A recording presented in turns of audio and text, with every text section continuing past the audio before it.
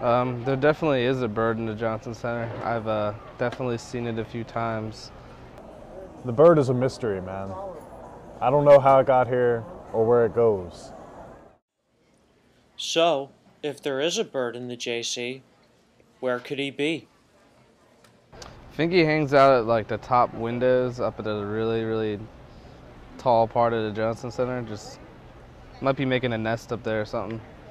Generally, it flies by at the second floor level where we're at now. It'll just swoop on by. So if you just sit up here for a while, you'll see it. So, with that in mind, let's look for the bird. Not there. Not in the pillars.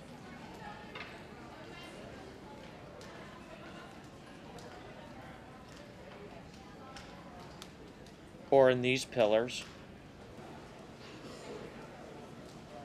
But look who it is.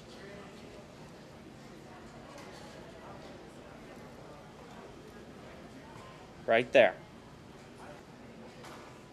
Now that the bird is found, the question is, can he be caught? No, I've never seen anybody actually try to catch it. People try to film it though. Now the bird has been caught on film. For Connect to Mason, I'm Ross Wilkers.